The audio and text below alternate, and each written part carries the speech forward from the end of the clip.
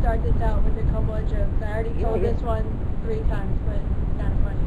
Marriage is a 3-ring circus. Engagement ring, wedding ring, suffering. I love that suffering. Now I know that suffering. Some people say it's good for the soul. Oh, thank you. There are 2 times a man doesn't understand a woman. Before marriage and after marriage. That is so true. So true. Marriage is not a word. It is a sentence. A life sentence. This one you chose.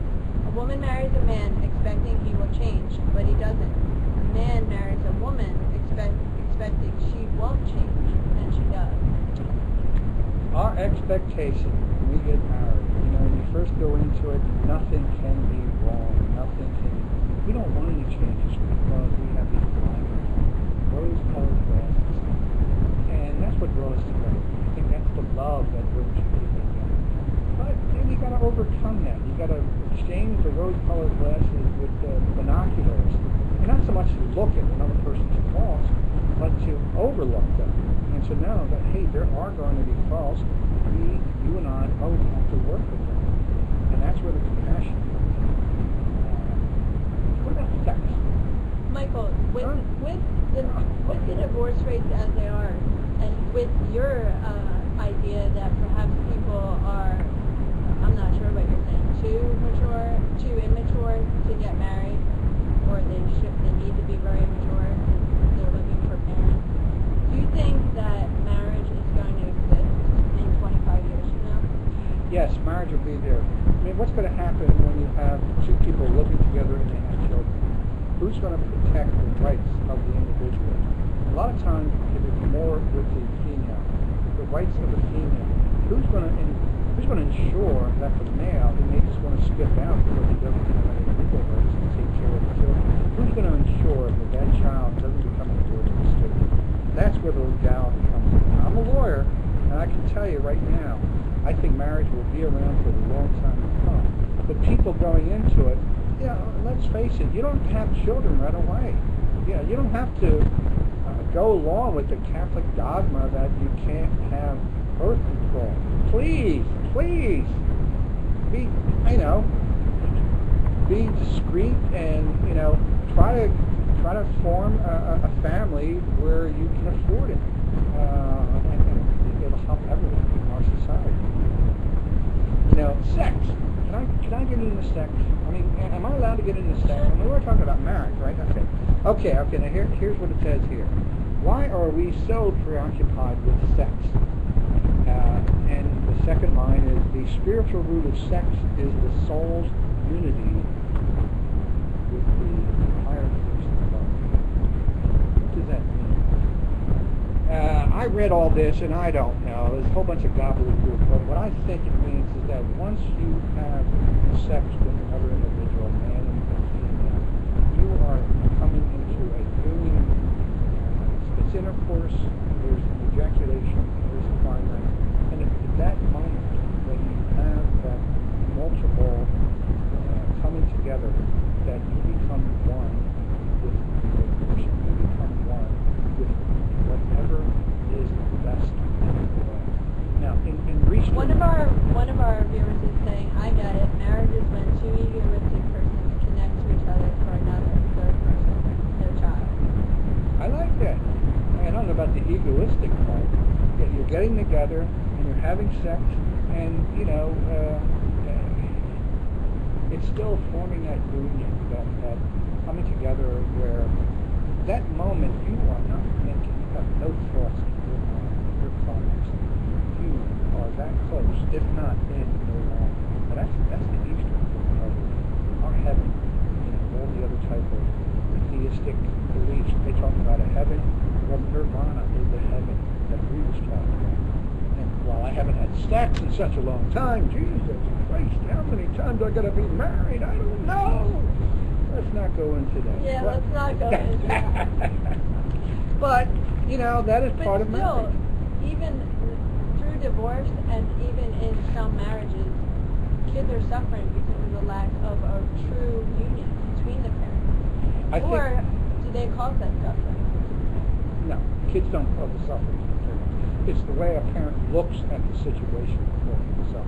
And that can change. An individual can change the way they look, the way they perceive things. Now that doesn't happen overnight. And you know something?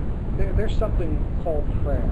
And I don't want to be pushing this on anyone, but when I hear the word prayer, I'm not talking about you asking God to change something out there. I'm talking to you about prayer, meaning what some people in the wisdom in nature say, judgment. Prayer is judgment. It's your judgment. When you pray about a given situation, let's say it has to do with your finances, your children. Is my son smoking grass up in the third floor while I'm allowing him to go up there with some of his friends?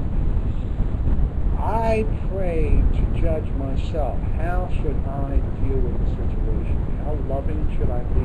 How much wisdom should I bring to bear to the situation? And so what I'm asking for is for me to change, to adopt something in a way that I'm not asking for somebody else to do it. You know, I'm going to do the heavy lifting, and that's what prayer is all about.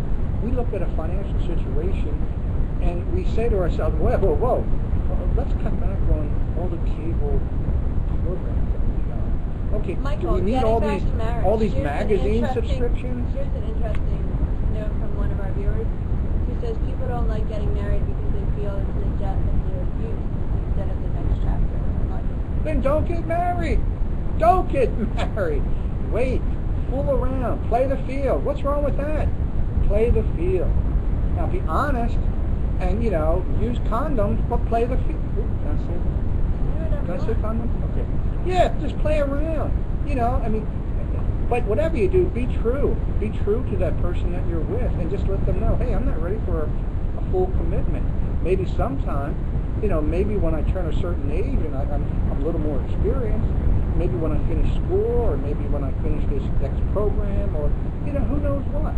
But you don't want to, these people getting married when they're in high school. Getting back to this question, what is the role, if you're saying that what the modern family needs is a shared goal that is outside of themselves, not just their children, but even further beyond that, then if marriage is what can bring you to that position, then at the same time you're saying put it off as long as possible and pursue your sexual desires, your wanting to mess around with all different people, to explore things.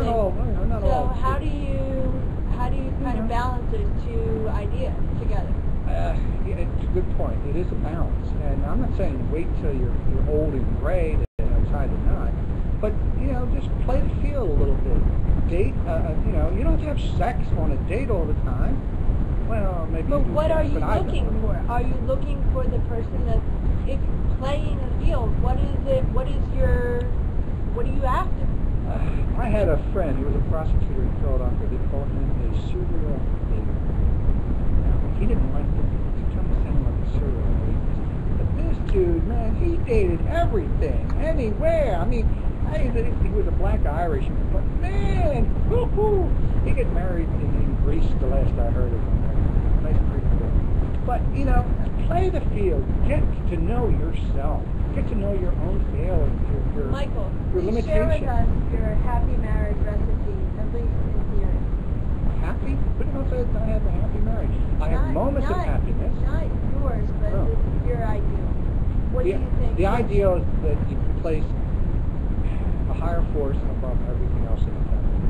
Now, some people call that higher force I, Creator, Allah, whatever higher force that you deem is above you in a spiritual way. You place that above you, and everything else will find its place. And I think the biggest concern is finances.